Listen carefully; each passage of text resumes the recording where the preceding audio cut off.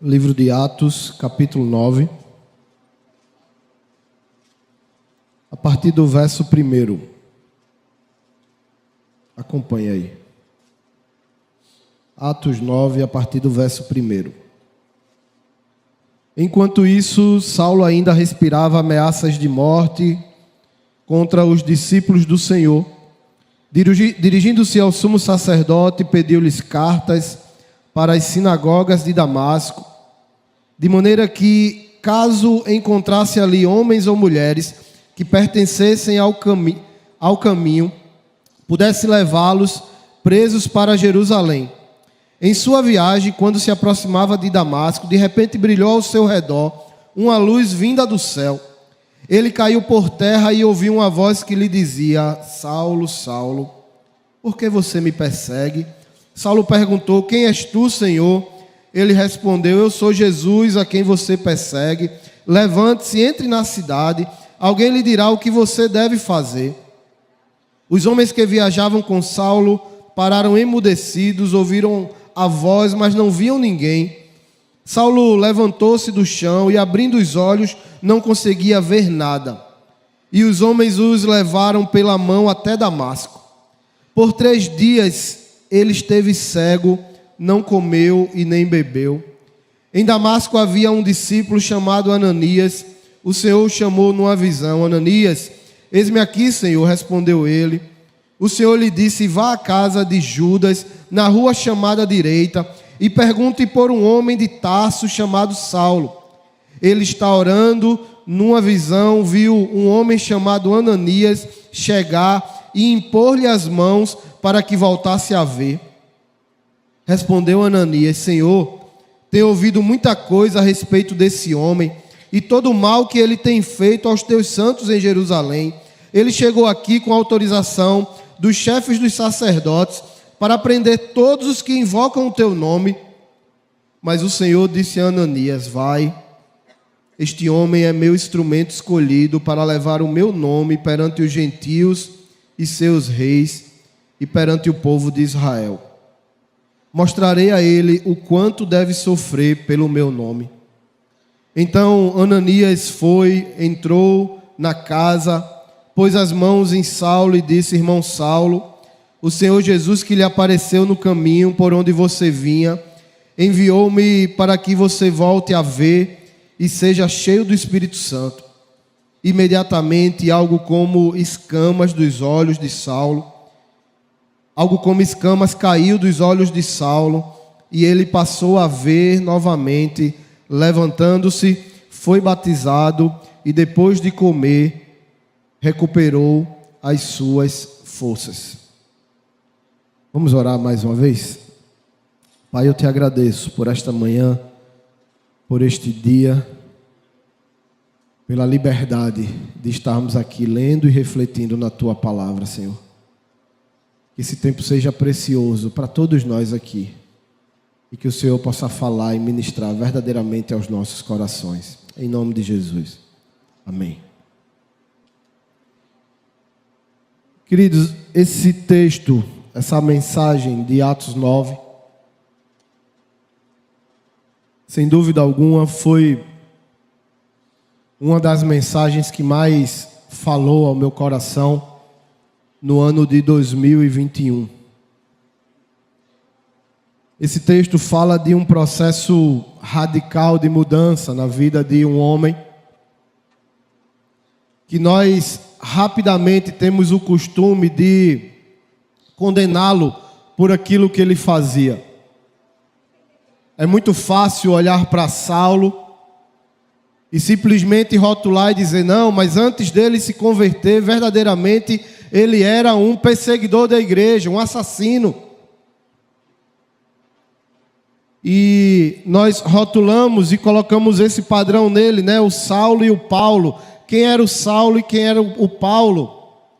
Depois da visão que ele teve ali com Jesus. Mas veja, muito mais do que apenas pegar esse fim determinante assim de um rótulo na vida dele.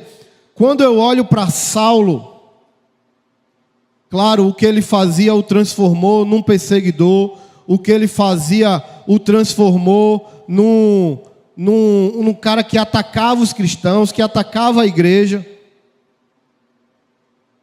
Mas quando você tira essa parte e olha assim para a personalidade, você tenta observar ali a mente, o coração, a forma como ele se comportava, nós estávamos diante de um homem que defendia com todas as suas forças aquilo que ele acreditava.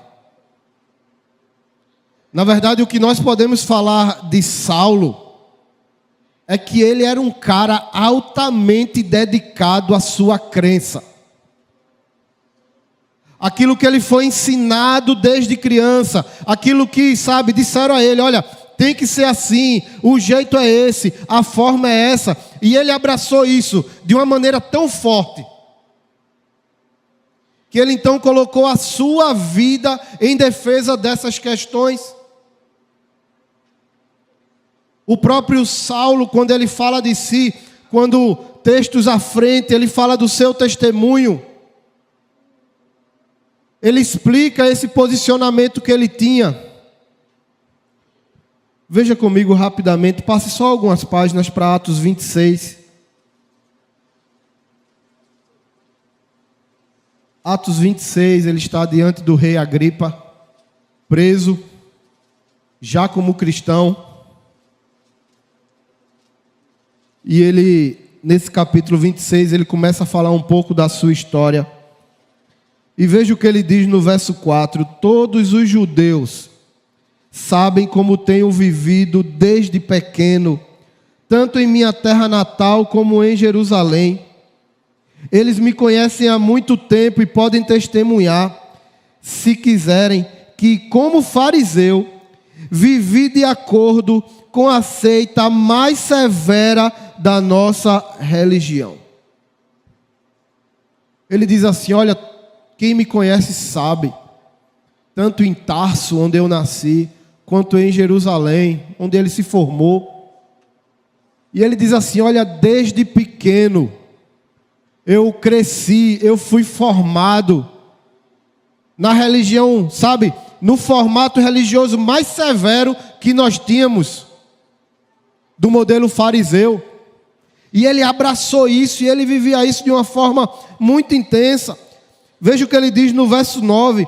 Eu também estava convencido de que deveria fazer todo o possível para me opor ao nome de Jesus o Nazareno. E foi exatamente isso que fiz em Jerusalém, com autorização dos chefes, dos sacerdotes. Lancei muitos santos na prisão, e quando eles eram condenados à morte, eu dava o meu voto contra ele. Muitas vezes ia de uma sinagoga para outra, a fim de castigá-los, e tentava forçá-los a blasfemar. Em minha fúria contra eles, cheguei a ir a cidades estrangeiras para persegui-los. A convicção de Saulo, aquilo que ele acreditava, e que ele acreditava ser o certo. Ele nunca achou que ele estava fazendo nada de errado, não. Ele acreditava que aquilo era o certo, que aquela era a forma certa de ser, que aquela era a forma... Ele estava defendendo a religião dele. E isso foi tão forte, que ele fazia isso com muita intensidade em Jerusalém. Mas ele disse assim, não é suficiente em Jerusalém. Eu preciso ir a outras cidades para combater isso, para não deixar ninguém mudar o nosso formato religioso, para não deixar ninguém mudar a forma como nós fazemos as coisas.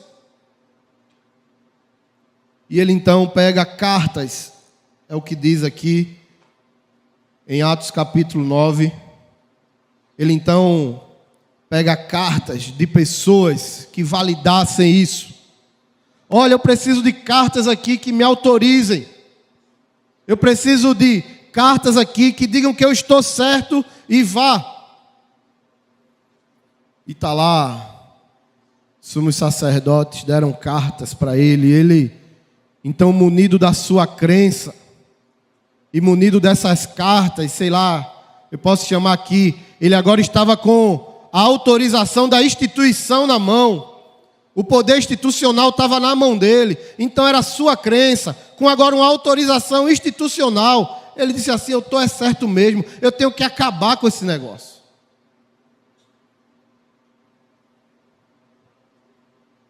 Então, eu queria que você, antes de julgar ele como um simples perseguidor, um assassino, você olhasse para ele como um cara muito religioso, que cresceu sendo formado. Ele foi um grande estudioso. Saulo aprendeu aos pés de Gamaliel. Ele foi formado na essência da religião judaica. Aprendeu ali todos os preceitos, aprendeu tudo que a história da sua religião trazia. E ele se abraça com aquilo, de maneira que nada mais podia adentrar. Não poderia haver nenhum sopro de mudança nessa crença.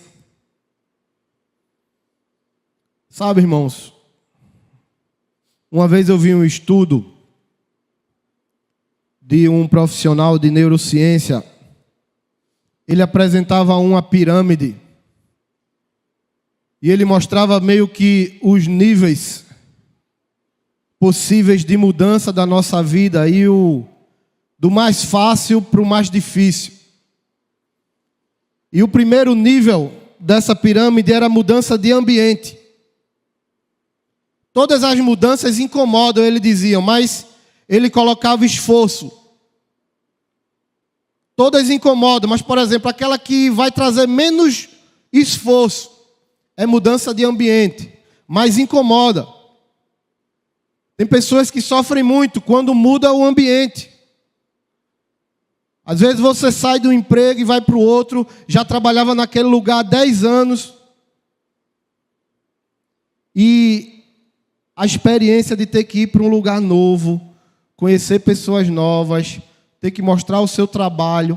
Tanto é que muitas vezes você está no emprego e recebe a proposta de outro emprego que vai pagar mais, mas você fica todo o quê? Receoso de ir. Por quê? Porque a mudança de ambiente incomoda.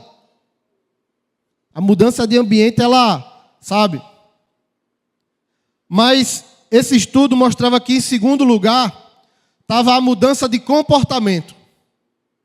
Difícil também. Nossa, como é difícil mudar comportamento. Como é difícil mudar hábitos. A gente chega agora nessa fase de início do ano, né, gente? Vou mudar isso, vou mudar isso, vou mudar isso. A primeira semana a gente já faz tudo do mesmo jeito. E nesse estudo, o profissional falava que o nosso cérebro, ele age de maneira a nos manter fazendo sempre a mesma coisa. Porque é um senso protetivo dele. Então, se você já faz uma coisa há muito tempo, e você acorda hoje e diz assim, rapaz, hoje eu vou fazer diferente, vou fazer isso, seu cérebro vai dizer assim para você, faz não. Por quê? Porque é mais seguro para ele fazer o que sempre fez. E por isso que é interessante, seja um hábito bom ou até um hábito ruim da nossa vida, é incrível como é difícil mudar. Nós temos hábitos que nos fazem mal. A gente come coisas que a gente sabe que não pode comer. A gente faz coisas que a gente sabe que não pode fazer. Ou seja, são hábitos ruins. Era para a gente chegar assim para o nosso cérebro e dizer, isso é ruim. Não gosto mais disso. Pronto, buf. Mas não, meu amigo. Então quem tem problema, por exemplo, com coisa doce, feito eu, já prometeu para si mesmo 1 milhão de vezes, a partir de amanhã, nem café eu tomo com açúcar. Quando o cara acorda, aí vai dormir com esse desejo e tal. Quando acorda, você abre o olho, seu cérebro diz assim para você, um cafezinho agora, doce. É impressionante. Por quê? Porque ele é uma forma dele proteger. Faça a mesma coisa. Eu já conheço os resultados disso. Eu já conheço o que é isso.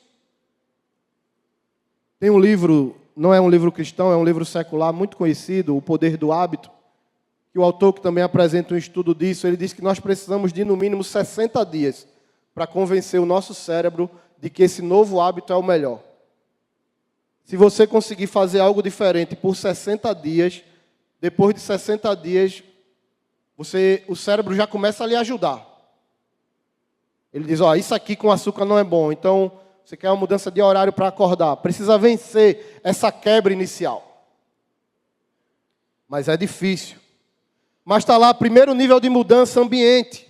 Mexe com a gente, é difícil, tal. Tem um nível de esforço para isso. Segundo nível de mudança, comportamento, modelos mentais. E aí ele bota assim, terceiro nível de mudança, crença. E é interessante que esse autor dizia assim, é muito difícil mexer na crença de alguém.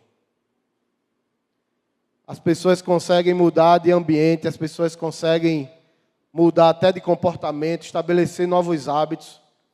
Meu irmão, quando você vai falar de crença, por isso que muita gente até já diz assim, olha, isso é coisa que não se discute. Crença, sabe? Aquelas coisas que estão enraizadas, aquilo que você tem desde criança. Coisas simples até.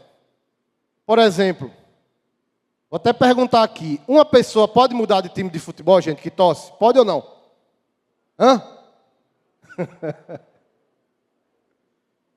É difícil, olha, pense que é difícil. O cara muda de tudo, meu amigo. Mas mudar o time, pode ser, eu fico pensando, não vou falar nem do meu time, o cara que é torcedor do Santa Cruz. É a maior prova disso. Serginho, é a maior prova disso. Porque o time é humilhado, é lá no chão, Série D, pá, não é nada. Aí você chega pro cara, eu sou Santa Cruz. Aí, tá vendo? Não muda, isso é crença. Meu irmão, quando você vai para o aspecto religioso, é ainda mais complicado. Quando você vai, por exemplo, você que tem uma fé diferente, uma crença diferente, e você vai, meio que confrontar alguém que crê diferente, você vê que, se for um amigo seu, lhe ouve até por respeito. Mas ele vai ouvir. Beleza, meu irmão, você acredita no seu aí, eu acredito no meu e pronto. É difícil. Só que, nesse aspecto de crença religiosa, existe duas linhas assim. Existe aquilo que é valor, e eu chamo daquilo que é valor, a essência. E existe aquilo também que são os formatos que estabelecem o comportamento dessa crença. Toda crença religiosa, toda religião tem os seus formatos, tem a sua dinâmica comportamental, seja no dia a dia. No dia a dia tem comportamentos dentro de uma crença? Tem. Se você estiver no ônibus, por exemplo, se você estiver no metrô, 18 horas, você vai ver várias pessoas fazendo o quê? O sinal da cruz. Ou então você está no ônibus. Eu lembro muitas vezes, dentro do ônibus ali, passava um Largo da Paz, tem aquela igreja católica ali grande. Quando você cruza a ponte, chegando em Afogados, metade do ônibus fazia o sinal da cruz. Isso está dentro de uma dinâmica, de uma crença religiosa que envolve o comportamento, envolve também as formas coletivas de reunião, de culto, de celebração. O modelo é esse, tem que ser dessa forma. E mexer com essas questões é muito complicado. Primeiro porque a gente confunde muito o que é essência e o que é formato. E às vezes fazemos das coisas que pouco deveriam ter valor, quase nenhum, essência. E não é. Mas já eu vou chegar lá. Nossa, Saulo acreditava na crença dele. Imagina, ele está lá, ele foi criado de uma forma, ele vivia na sinagoga a reunião era de um jeito, só podia entrar um tipo de gente, somente judeu, quem não era judeu está fora, o cara é publicano, pecador, vá-se embora, se você é doente, você é leproso, vá para uma vila, nem ande pela rua. Doença é pecado, então aqui é só judeus, pessoas perfeitas, e ele acreditou nisso, e ele foi criado assim. E aí chega um cara chamado Jesus, querendo mudar tudo isso. Chega agora do nada um homem chamado Jesus que começa a fazer as coisas diferentes do que a religião dele fazia.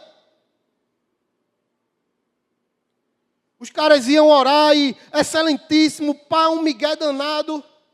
Aí Jesus chega e fala assim, paizinho, começa a orar, chama Deus de pai, pronto, judeu endoida.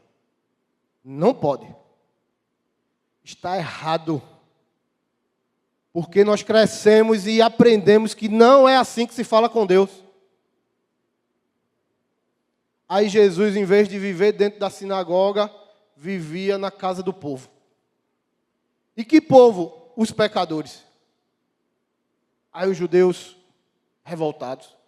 Como é que ele diz que é o Filho de Deus? Como é que ele diz que é o Messias e está lá na casa dos pecadores e não está aqui com a gente debatendo? Aí Jesus vai andar no meio dos leprosos. Eu já falei isso aqui. Às vezes a gente vê na Bíblia, o leproso se aproximou de Jesus. Não é porque tinha leproso normalmente, não. Os leprosos viviam longe, numa vila distante, isolados. Se um leproso se aproximou de Jesus, é porque Jesus foi lá. E aí Jesus chega lá em Jerusalém, a maior festa religiosa ia acontecer, os judeus lá, os religiosos, todo mundo, com sua Torá na mão, indo lá para a sinagoga, para a festividade. Jesus vai para onde? Para o tanque de Betesda, onde ficavam os enfermos e os doentes, para curar um paralítico lá. Aí Jesus, num sábado, cura um cara que há 38 anos estava lá. Meu irmão, está vendo essa cama aí, essa maca? Que foi a marca desses 38 anos da sua enfermidade. Pega ela agora, bota na tua cabeça e sai andando por aí. E os judeus, quando vê isso, fazem o quê? Celebram, se alegram. Ei, que história é essa de carregar a cama no sábado? Pode não. Olha aqui, a nossa religião, a forma diz aqui que no sábado você não pode isso. Não, o homem que me curou me mandou carregar. Quem foi o homem que lhe curou? Foi Jesus. Pega lá Jesus. Então, imagine você, Saulo, ele foi acompanhando essa... Que história é essa de um cara chegar agora e querer mudar as coisas que eu acredito, a forma que eu acredito? Não pode. E ele então cresce nesse contexto. Nós não temos relatos da vida de Paulo, de Saulo, né? Antes, por exemplo, da crucificação, do início da história da igreja. Mas quando você confronta isso de maneira cronológica, era meio que o período jovem dele de formação. É como se fosse o período que Saulo estava ali na faculdade estudando. E com certeza ele estava ouvindo isso o tempo todo. Gamaliel, que foi o professor dele, participou de debates, por exemplo, lá da prisão de Pedro e João, quando queriam simplesmente matar, e Gamaliel diz, olha, muitos se levantaram e já acabou isso. Se o que esses homens aí estão falando for mais um movimento, apenas ideológico ou social, vai acabar, vai morrer. E com certeza esse Gamaliel, quando voltava à sala de aula, ele falava dessas coisas, ele preparava os seus alunos e Saulo estava lá. Provavelmente enfurecido, aprendendo como é. Tem uma galera aí agora, Jesus, discípulos, querendo mudar tudo isso que a gente vem estudando aqui, de jeito nenhum. E ali ele se forma, ele se prepara e apenas começa a colocar agora em prática o exercício de defender a sua crença. E não só em Jerusalém era suficiente, ele diz, agora eu vou por todas as cidades. E ele segue então o caminho de Damasco. E esse caminho de Damasco muda completamente a vida de Saulo. Você leu aí comigo, uma luz surge, uma voz muito direta para ele. um momento muito singular a ele, tanto é que os homens que lhe acompanhavam viram, mais ou menos, mas não entendiam o que estava acontecendo. E uma voz chega lá para aquele homem e fala assim: Saulo, Saulo, o que é que você está fazendo? Por que você está me perseguindo? E ele não conhecia essa voz. Porque a religião que preenchia o coração dele não aproximava ele de Deus. Talvez um dos caras mais religiosos da época. Talvez um dos maiores teólogos daquele momento. Tamanha a sua preparação, a sua capacitação. Preparado, capacitado, teólogo, filósofo, religioso, conhecia todas as leis, todas as práticas judaicas. Tinha um problema. Nada disso o ensinou a conhecer a voz de Cristo. Ele não conhecia Jesus. Irmão, você pode passar 50 anos de vida religiosa e não conhecer Jesus. A gente pode passar uma vida inteira dentro de uma prática religiosa, defendendo com unhas e dentes a nossa crença. Aquilo que a gente aprendeu desde pequeno.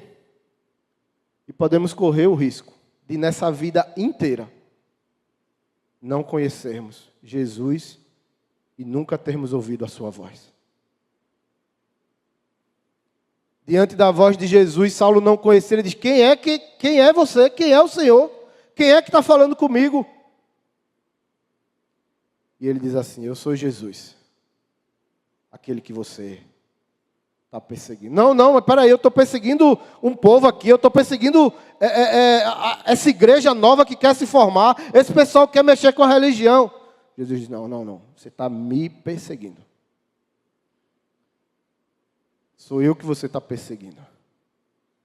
Você está perseguindo a obra que eu quero fazer. Você está perseguindo o evangelho que eu quero expandir. Você está perseguindo o reino de Deus. Sabe esse Deus que você serve aí e acha que está fazendo tudo por Ele? Eu sou esse Deus. E você está sendo meu inimigo. Nossa, irmãos. Você já pensou? Você já pensou se você estiver errado nessas coisas que às vezes você se agarra tanto? Sabe esse jeitinho que você sustenta por tantos anos na sua vida? E um monte de gente já falou e você diz: não, mas é porque eu sou assim mesmo, né? Até falei isso no Réveillon.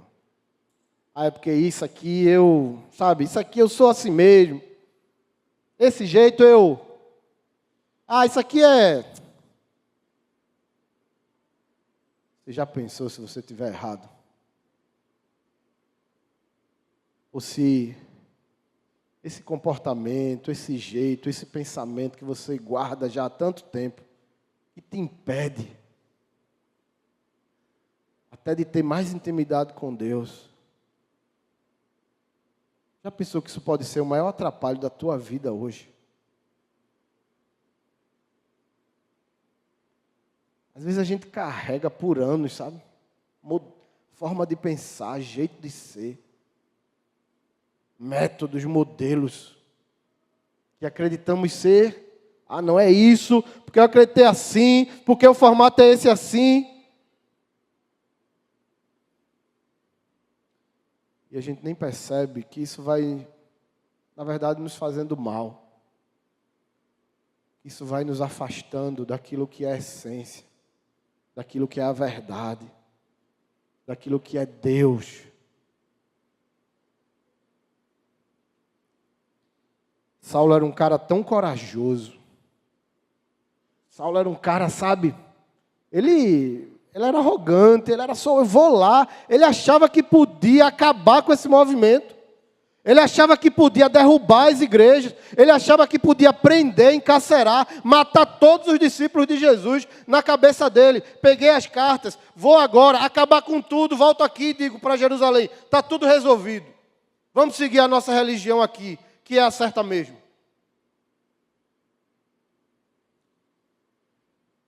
Mas ele levou uma rasteira, irmão. Literalmente, ele caiu do cavalo, não é verdade? E se viu ali de joelhos, prostrado, caído. Abre os olhos, não vê nada. Cego. Imagina a cabeça desse camarada. Talvez a primeira vez que ele tem uma experiência sobrenatural. O contato com Deus dele até o momento era apenas ritualista, era apenas protocolar, era apenas o cumprimento de leis e tal, e tal, e tal. Pela primeira vez ele ouve a voz do seu Deus, aquele que ele achava que a vida toda tinha servido. E o que é que esse Deus diz para ele? Se liga, meu irmão, você está errado. Não é desse jeito que você quer. Não é desse jeito que você acha que tem que ser. Nossa, como é que pode isso? E ele se vê, sabe, totalmente, como quem diz assim, nossa, mas será que, e agora? Como é que vai ser daqui para frente? Deixa eu dar um breve testemunho para você, irmão. Pessoal, me permita um testemunho pessoal. E porque esse texto foi provavelmente o texto que mais marcou a minha vida em 2021.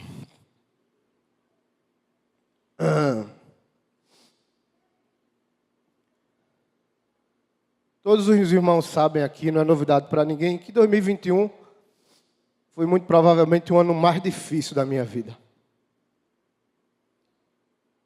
E junto com a grande perda que eu tive, e todo mundo sabe o significado, a referência, né? Todo esse processo trouxe sobre mim uma jornada, até de autoconhecimento, que me fez perceber, através de Deus, não de mim mesmo. Eu sempre achei que eu estava certo, e um monte de coisa.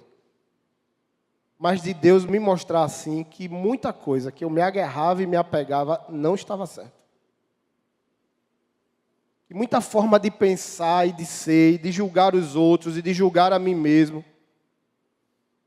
que era muito fruto de, sabe, pura religiosidade, crença.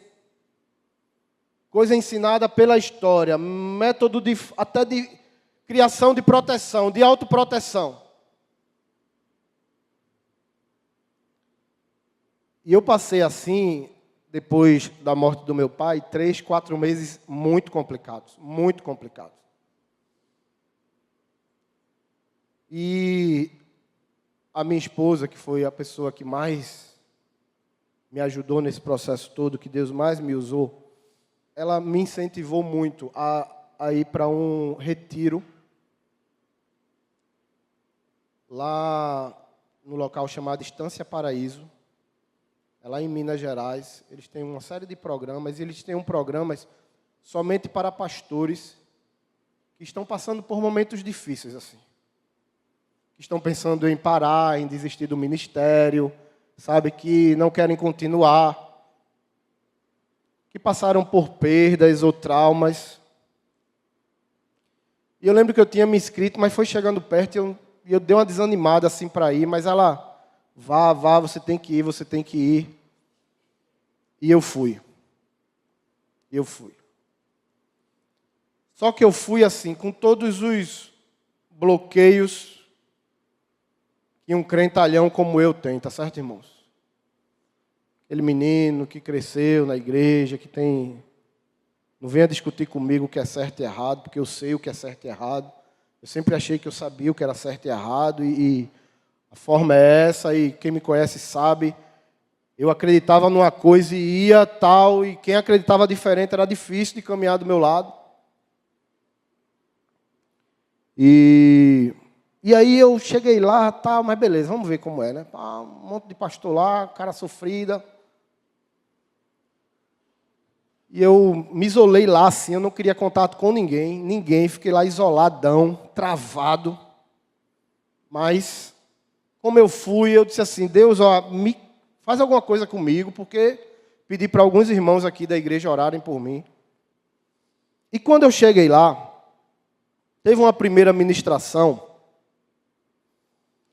e uma pastora falou assim, não, porque a gente precisa entender como deve ser a nossa relação com Deus.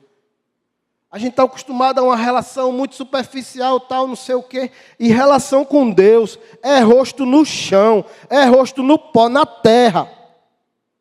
Eu dizia, é o quê? Rosto no chão?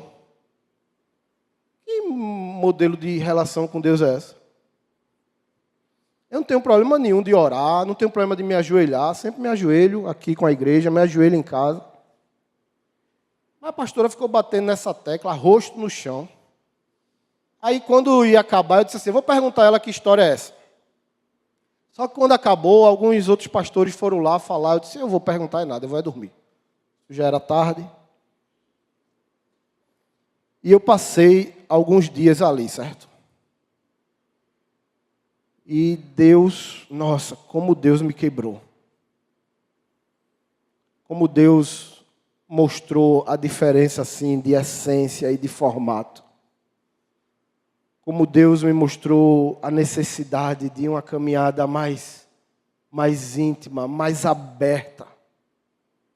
Como Deus me motivou a tirar as máscaras, as armaduras que eu sempre tive que colocar na minha vida. Eu cresci aqui como filho de pastor, gente. Filho de pastor não pode errar, não. Agora, por quê? Eu não sei. Mas quantas vezes criança aqui, dentro de uma conotação religiosa, eu fui confrontado aqui, tive orelha puxada, gola puxada. Ei, se ligue, você é filho do pastor, não pode fazer isso não. Então eu cresci, precisando colocar uma armadura em mim. Precisando parecer perfeito para todo mundo. Porque eu era filho de pastor. Sabe por que um monte de filho de pastor se afasta? E vai viver num mundão perdido? Porque jogam sobre eles uma responsabilidade que eles não têm. Que eles não têm. Por isso que eu lembro tanto, quando eu comecei a dizer que queria ser pastor, meu pai dizia assim para mim, você vai ser tudo, menos pastor. Eu não quero que você sofra. E Deus teve que trabalhar no coração dele para eu ser pastor. Mas eu passei por um quebrantamento nesse retiro tão forte, que chegou no último dia, naquela semana, na última celebração, na última ministração. E você sabe como eu terminei aquele retiro? Adivinha, irmão? Como? Eu terminei deitado, com o rosto no chão. E não foi ninguém que veio e me deitou, não teve barulho, não. Mas eu lembro naquele momento final, eu me ajoelhei e não foi suficiente. Também a forma como eu senti Deus, a liberdade de realmente me relacionar com Ele ali. E me ajoelhar não foi suficiente. Como que num toque do Espírito, daquela minha lombar dura, rígida, de tanta crença, religiosidade, verdades que eu guardei minha vida toda. E o Espírito Santo foi me curvando. Como se Deus dizendo assim, agora você vai saber o que é rosto no chão.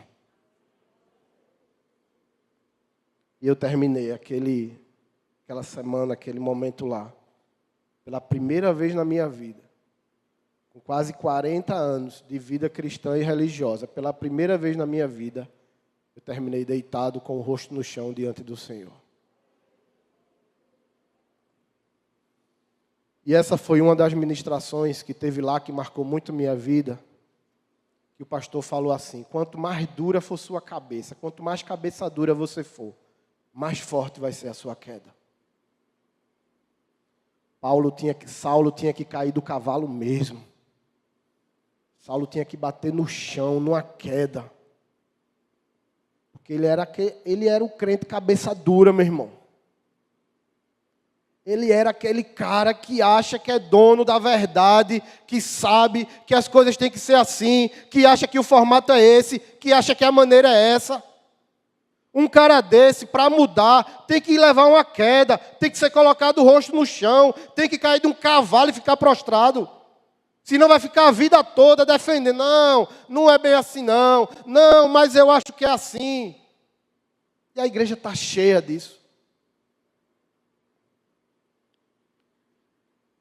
Nessa queda, Saulo descobriu uma coisa.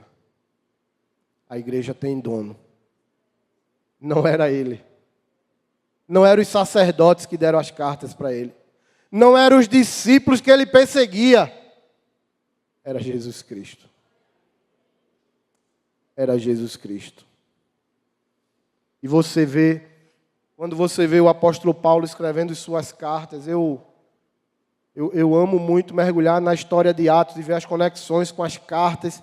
E você vê lá em 1 Coríntios capítulo 3, quando Paulo vai repreender aquela igreja, quando ele diz assim, olha, vocês ficam aí dizendo, eu sou de Paulo, eu sou de Apolo, eu sou disso, eu sou daquilo. O Paulo agora, não mais o Saulo, diz assim, gente, entendam, quem é Paulo, quem é Apolo, a igreja é de Cristo. O Saulo, antes da queda do cavalo, dizia assim, podem confiar no que eu falo. O que eu falo está certo. O jeito que eu defendo é o jeito. Mas ele aprendeu que a igreja é de Cristo. E aí ele fica cego. Na verdade, ele já era cego com os olhos e não sabia, ele só tinha visão. Mas aí ele agora fica cego fisicamente. Ouviu Deus falar, se viu como um perseguidor, sem ver, foi levado para a casa de um homem lá chamado Judas, e fica lá 3 dias sem comer, sem beber nada. Imagine o que estava passando na cabeça desse homem. Todas as crises que ele estava enfrentando ali. E dizer assim, meu Deus, eu defendi tanto isso, e isso era uma besteira. Meu Deus, eu defendi tanto isso não era o mais importante. O que é o mais importante? O que é? Aí Deus agora vai usar o seu servo, Ananias. Essa história é incrível, irmãos. Eu não vou poder aqui me ater a todos os detalhes, mas Deus vai usar Ananias.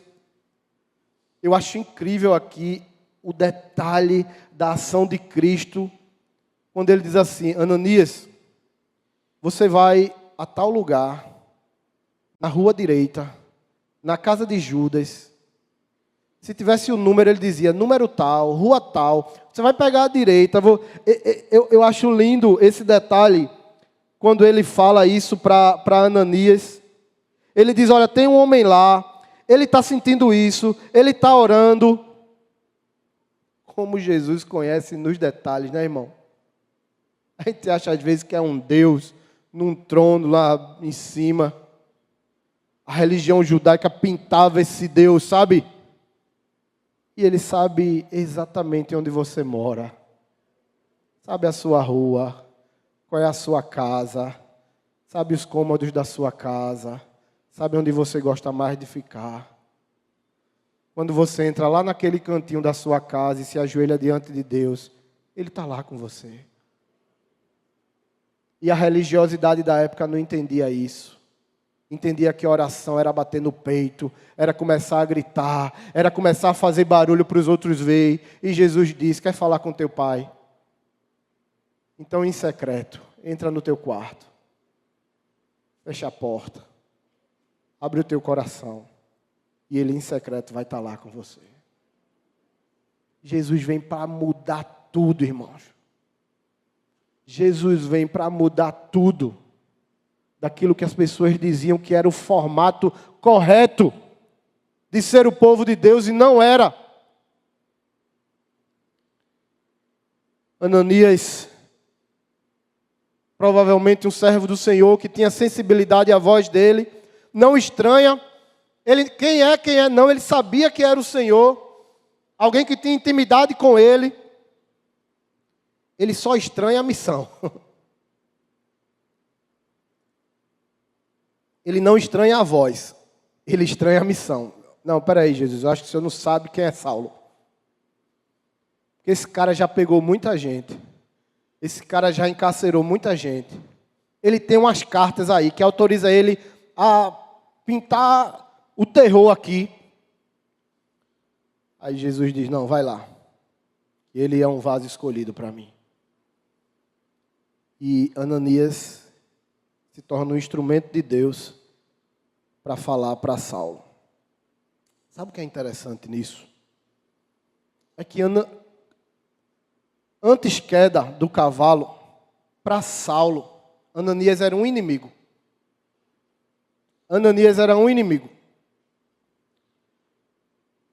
Pós-queda, Ananias agora é um instrumento de Deus para abençoar a vida de Saulo.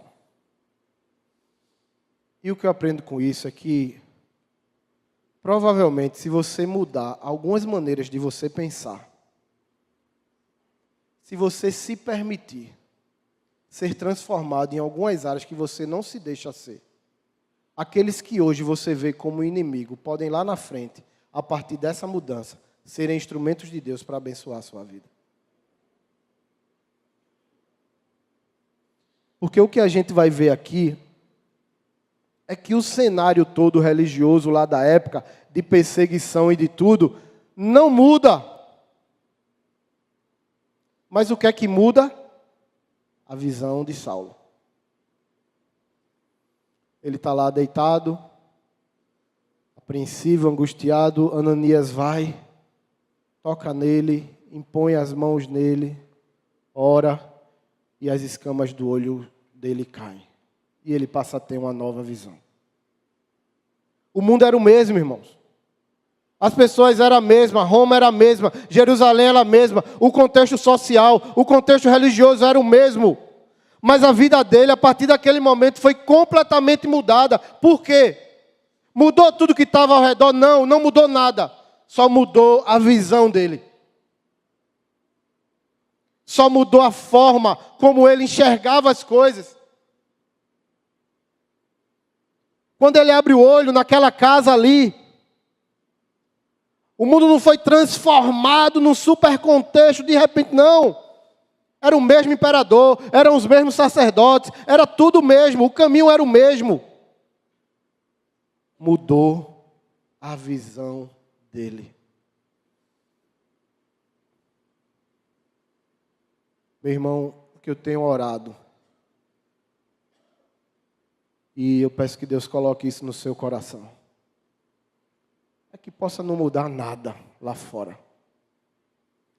Política, economia, esses negócios todos. Pode não mudar nada.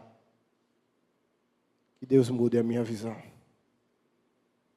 Que Deus mude a sua visão. A sua capacidade de enxergar as coisas de uma forma diferente. Que Deus nos dê a capacidade de nos desprendermos de tanta coisa que não é importante. E que atrapalha os nossos relacionamentos, nosso relacionamento com Deus, nossos relacionamentos com as pessoas. No culto da virada eu falava aqui da experiência de Naamã, que para ter sua vida mudada precisou ouvir uma escrava, precisou ouvir os seus servos. E às vezes a gente fica com a cabeça dura, com os ouvidos tapados.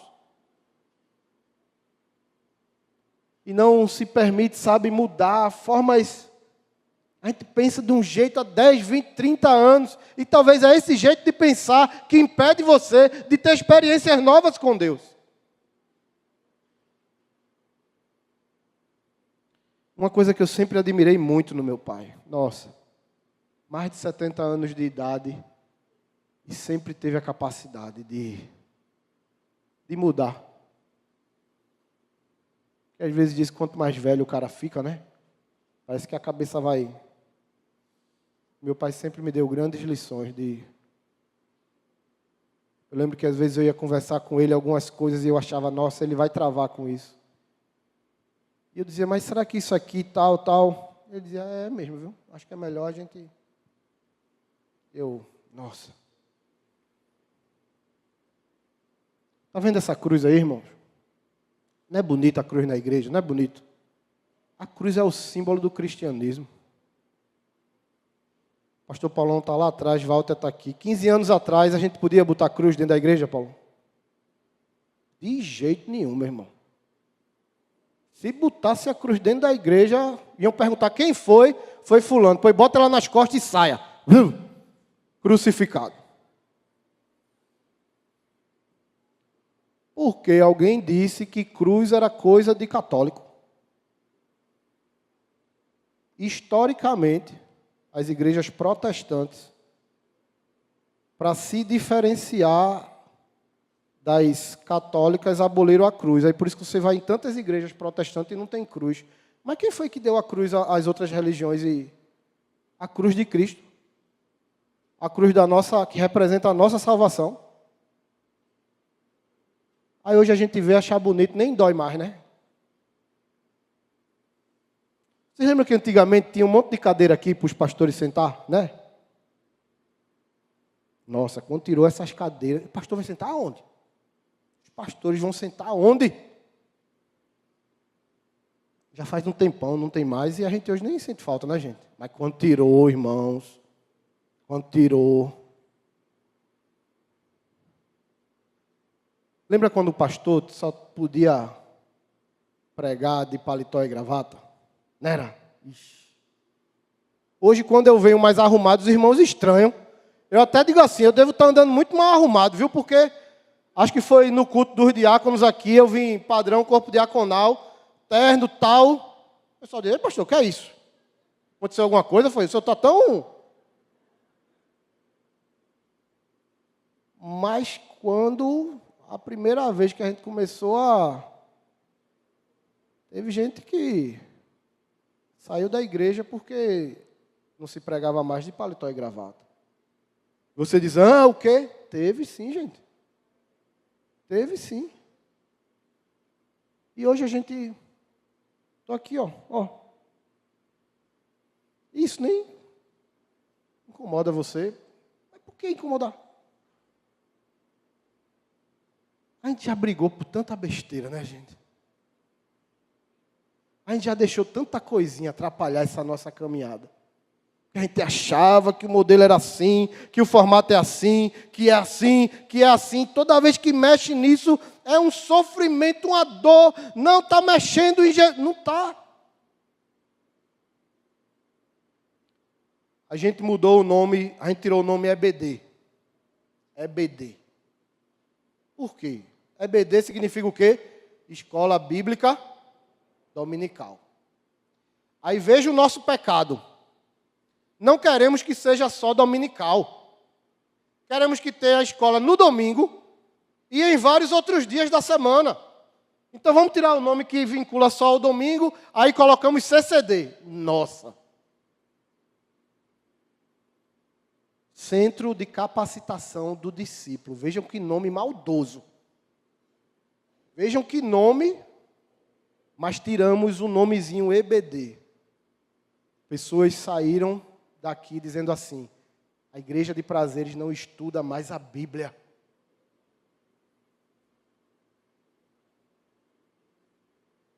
Eu ouvi pessoas dizendo para mim, o senhor está criando uma seita. Isso aqui está deixando de ser igreja. Estou exagerando não, viu, gente? Eu não estou aumentando nada. Porque a gente tirou o nome EBD. E botamos um nome que desse a conotação de que... E quem acompanhou a profissão de fé aqui, do último batismo, viu um testemunho lindo de um irmão, inclusive agradecendo muito a Viviane. Ele disse assim, eu era de uma igreja, o meu sonho era se batizar. Mas a classe de batismo era só no domingo. E no domingo ele trabalha. E ele chegou naquela igreja e disse, olha, eu posso qualquer outro dia, eu só não posso no domingo. e disseram assim para ele: então você não pode fazer a classe. Então você não pode se batizar. Ele se desviou, se afastou, por causa de comportamentos religiosos que não tem nada a ver com Deus. Conheceu aqui a nossa igreja, se reconciliou, e o sonho no coração nasceu novamente. Eu queria me batizar. Aí ele me viu anunciando aqui, vai ter a classe de batismo. Quando ele vai lá no CCD, olha, a classe principal presencial vai ser no domingo. Ele disse, olha, no domingo eu não posso. E aí foi lindo o testemunho dele, quando ele disse que durante a semana a Viviane ligou para ele e fez: irmão, a gente vai abrir uma turma na terça-feira à noite. Ah, mas tem muita gente. E veja como às vezes uma frase é Deus ministrando na vida da pessoa. Ela disse assim para ele: se for só você, a classe vai ser só com você. E aquele irmão se batizou numa alegria. Coincidência até, encontrei ele na praia ontem. Descobri que ele trabalha bem pertinho lá de casa. Mas, nossa, a gente às vezes fala de estatísticas aqui. Quantas vezes já falamos de um número altamente preocupante que são desigrejados. Pessoas afastadas. Pessoas que já foram de igreja e se afastaram. Esse número é gigantesco. E quando nós vamos ver, são pessoas que foram feridas, que foram marcadas por uma religiosidade doentia presente nas igrejas. E infelizmente elas transferiram essa ferida a Cristo. Deixa eu ser muito sincero no que eu vou falar para vocês. E coloque muito amor nas minhas palavras. Jesus, quando veio, ele encontrou uma religião doente. E ele mostrou um monte de coisa diferente. Eu penso que se Jesus viesse nesse nosso tempo, ele teria que fazer a mesma coisa. Ele teria que fazer a mesma limpa. Os saduceus, os caifás daquela época, somos nós hoje. Que achamos que a religião está na mesa, que tem que estar aqui. Ah, vamos fazer uma ceia diferente, vamos pegar a mesa e botar ali na rua. O quê? O maior sermão de Jesus foi o sermão Foi fora da sinagoga. Foi fora da sinagoga. Primeiro batismo que a gente fez aqui. Não, vamos festejar, a gente, o povo se batizando, vamos se alegrar. Vamos, né? A Bíblia diz que no céu tem festa, a gente aqui não festa. Vamos festejar e pronto. Meu Deus do céu. Quantas pessoas deixaram de caminhar conosco porque nós nos alegramos no batismo? Porque a igreja agora está fazendo carnaval. E, irmãos, quando eu olho para a história,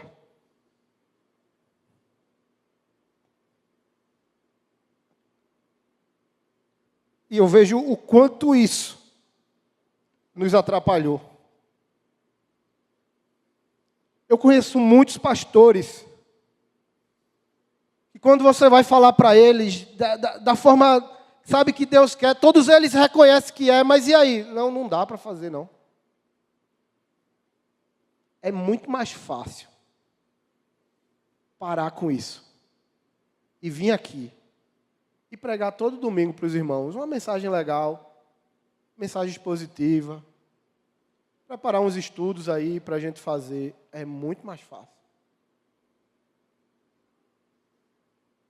É muito mais árduo querer ter a coragem de romper com as correntes religiosas desse tempo, que são diabólicas, assim como foi na época de Jesus, mas que nos impedem de ser o povo dele, que nos impedem de ver o sobrenatural dele, que nos impedem de ter uma relação verdadeira com ele. Você está aqui, irmãos, aqui 30, 40, você quer passar 100 anos aqui com essa mesmice religiosa? Eu não quero. Eu quero que Deus me jogue no chão quantas vezes Ele quiser jogar, para me quebrar. Mas eu quero ouvir a voz dEle também, como Ananias ouviu, como Saulo ouviu. Eu quero orar e quero ver Deus agindo na minha vida, restaurando. Jesus estava lá, já fazendo as coisas, já vivenciando. Aí chega lá os religiosos. Ah, Jesus, diz aí, quando é que o reino de Deus vem? Jesus diz, presta atenção, o reino de Deus chegou. Eu já estou no meio de vocês. E a gente não entende. A gente lê, sabe, as histórias da Bíblia como se fosse o filme dos Vingadores. Aquelas coisas impossíveis, tal. Já vi crente me dizer, me falar isso em conversa, já vi crente me falar, não, mas essa época aqui dos milagres foi para aquele tempo, hoje é diferente, mas como? E não é que hoje não é tempo de milagres não, porque quando Jesus chegou em Cafarnaum, ele disse que foi a incredulidade do povo que impediu ele de agir, de fazer coisas grandiosas. Não é que Deus mudou não, é que os nossos corações são duros.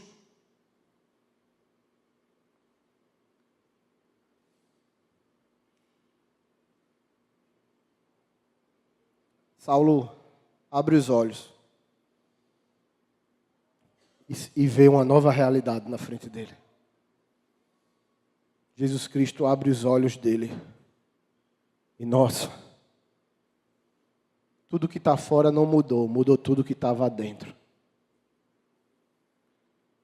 A minha oração é que hoje caia as escamas dos seus olhos também. Que hoje você se encontre na estrada de Damasco. Que uma luz venha sobre sua vida. Que Jesus cure a sua visão. Cure a minha visão. Para que nós possamos enxergar somente Ele. Somente Ele. E o que tivermos que fazer para chegar, a gente vai fazer. A gente vai fazer.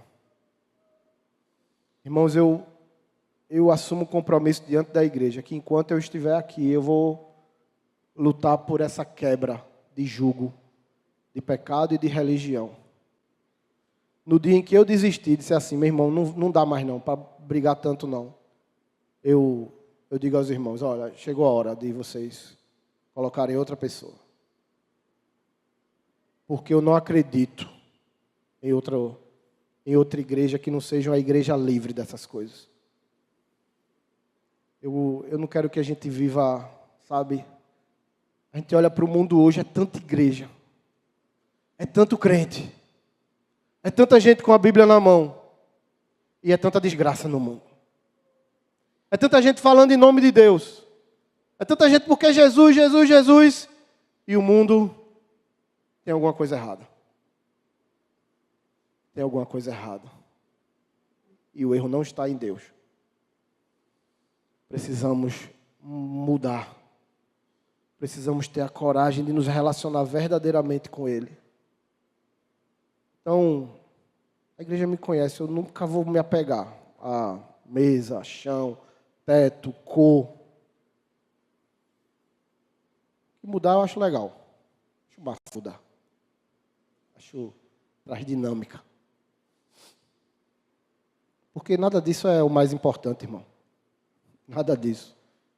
Se o teto é branco ou não é, se é de isopor ou é esse negócio.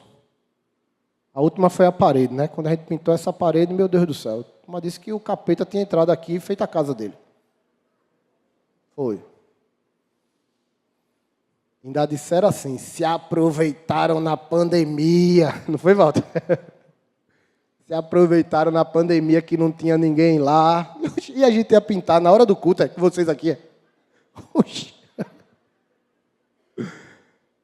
Eita Deus. Ainda bem, eu até brinco com os pastores, ainda bem que quando a gente fez essa última pintura, o pastor Elias ainda estava aqui. Porque senão tinham me botado para fora, só pela pintura. Mas eu louvo a Deus. Porque a nossa igreja, ela poderia estar da mesma forma que 30, 40 anos atrás. E tem muitas que estão, irmãos. E estão morrendo por causa disso. Mas quando eu olho a nossa história, mesmo com muita dor,